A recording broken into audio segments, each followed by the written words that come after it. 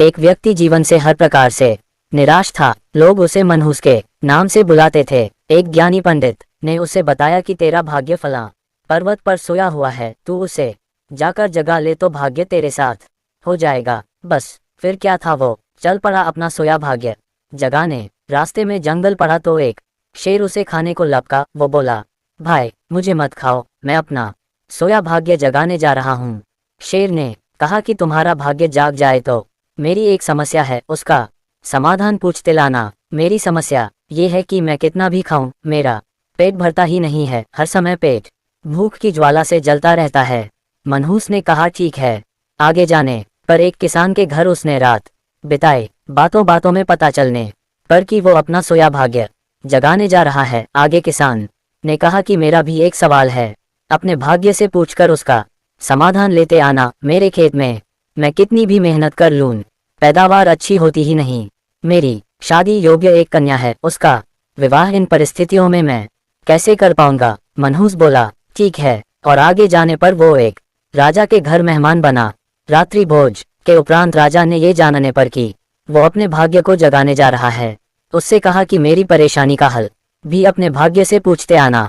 मेरी परेशानी ये है कि कितनी भी समझदारी से राज्य चलाऊं, मेरे राज्य में अराजकता का बोलबाला ही बना रहता है। मनहूस ने उससे भी कहा, ठीक है। अब वो पर्वत के पास पहुंच चुका था। वहां पर उसने अपने सोए भाग्य को झिंझोड़कर जगाया।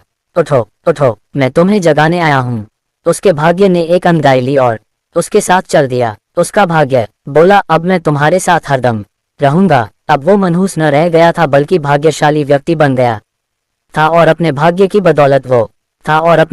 बदौलत वो शांति स्थापित हो जाएगी। रानी बोली, तुम ही मुझसे ब्याह कर लो और यहीं रह जाओ। भाग्यशाली बन चुका वो मनहूस इनकार करते हुए बोला, नहीं नहीं, मेरा तो भाग्य जाग चुका है, तुम किसी और से विवाह कर लो। तब रानी ने अपने मंत्री से विवाह किया और सुखपूर्वक राज्य चलाने लगी। कुछ दिन राजकीय मेहमान बनने के बाद उसने वहां से विदा ली। चलते चलते वो किसान के घर पहुंचा और उसके सवाल के जवाब में बताया कि तुम्हारे खेत में 7 कलश हीरे जवाहरात के गड़े हैं, उस खजाने को निकाल लेने पर तुम्हारी जमीन उपजाऊ हो जाएगी और उस धन से तुम अपनी बेटी का ब्याह भी धूमधाम से कर सकोगे। किसान ने अनुग्रहित होते हुए उससे कहा कि मैं तुम्हारा शुक्रगुजार हूँ, तुम ही मेरी बेटी के साथ ब्याह कर लो। पर भाग्यशाली बन चुका वह व्यक्ति बोला कि नहीं नहीं, मेरा तो भाग्योदय हो चुका है, तुम कहीं और अपनी सुंदर कन्या का विवाह करो। किसान ने उचित वर देखकर अपनी कन्या का विवाह किया और सुखपूर्वक रहने लगा। कुछ दिन किसान की मेहमान नवाजी भोगने के बाद वो जंगल में पहुंचा और शेर से उसकी समस्या के समाधान स्वरूप कहा कि यदि तुम किसी बड़े मूर्ख को खा लोगे तो तुम्हारी एक क्षुधा शांत हो जाएगी। शेर ने उसकी बड़ी आवभगत की और यात्रा का पूरा हाल जाना।